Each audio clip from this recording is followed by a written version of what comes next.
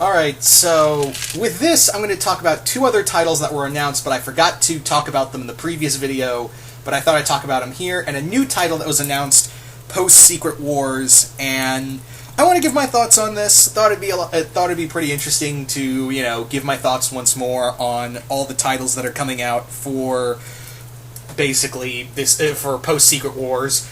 And some of them interest me, some of them not so well. I don't know how long they'll last is the problem, and I'll get to that in a moment.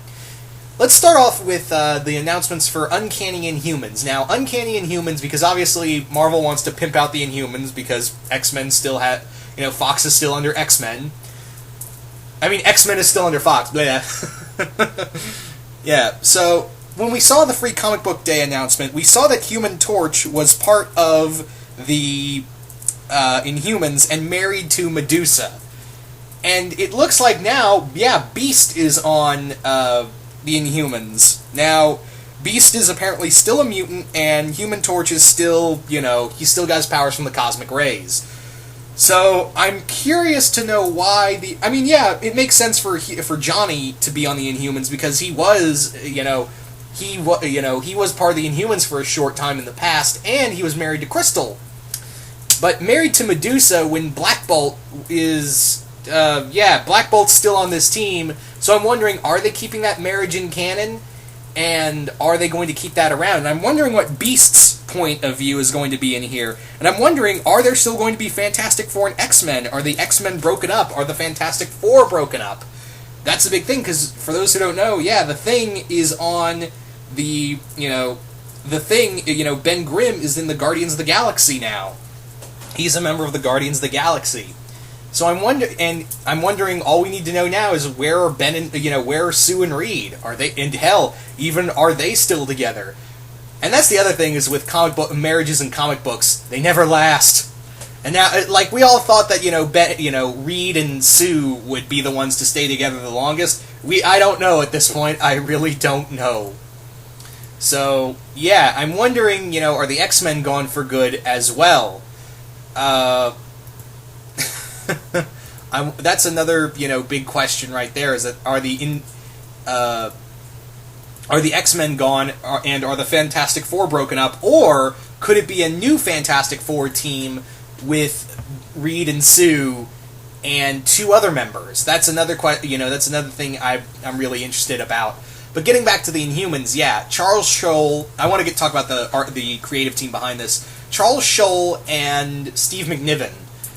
Charles Scholl has gotten a lot of, big stuff over at Marvel, and he did some work at DC that was really good. So I'm really glad that he's doing something really cool with the Inhumans here, because the Inhumans now are moving on from Attilan and becoming part of Earth. So I'm wondering how that's going to all play out. And maybe, yeah, and I'm also wondering, again, were Medusa and Black Bolt's marriage, were they still married? And how did Johnny and Medusa get hitched? That's another thing I want to know. So, yeah. Anyway, let's move on to the next title. So, moving on now is, SpiderGwen. Yeah, SpiderGwen is now going to be part of this new, all different 616 universe. It's still the creative team that was behind the SpiderGwen one-shot, as well as the in Spider-Verse, as well as the 5-issue ongoing. Yeah, you should have just marketed it as a limited series there. But yeah, now it's a new ongoing with a new #1 after going back for 5 issues. Yeah, 'cause business sense! Whatever. If that's the case, rather than, do 5 issues, why didn't you just wait to put Gwen in this universe instead of put out those 5 issues because you're going to come back? Why not just wait until she was going to be part of this new 616 universe? I don't know. Comics confuse me sometimes. So, anyway, let's talk about this. Now, Spider-Gwen I'm really interested about the most, just like with Old Man Logan being part of this new universe, because they come from universes where they're dead. They come from, this new 616 universe is going to be this big hodgepodge of all these different universes coming together, and now Gwen is in a universe where she died. She's in a universe where she passed away, and now she's existing in a universe where, not only did not only do we have Peter Parker, who's not the Lizard in this universe. In her universe, he was the Lizard and he died. But we also have Miles Morales in this universe. So now there's a whole team of Spider-Men together, though we still don't know how big of a role Peter Parker is going to have in the near future. But yeah, with Gwen, I think with Gwen, I'm very excited. I'm most interested about, because now she's existing in this universe where we have Old Man Logan, a universe where she was killed and Peter wasn't. I've repeated myself. I'm sorry. I just realized I've repeated myself multiply. But yeah, I'm really interested to know how she's going to react. And the other big question is, did some of her characters from her universe survive as well? Like the evil Daredevil. You know, in her continuity, Daredevil was a bad guy and working for the Kingpin. So I'm wondering if that Daredevil we saw in that little promo was the same Daredevil from her universe, now that I think about it. But yeah, was it just Gwen who survived the events of Secret War, or did some of the other characters from her universe survive? I guess we'll just have to wait and see. But anyway, moving on.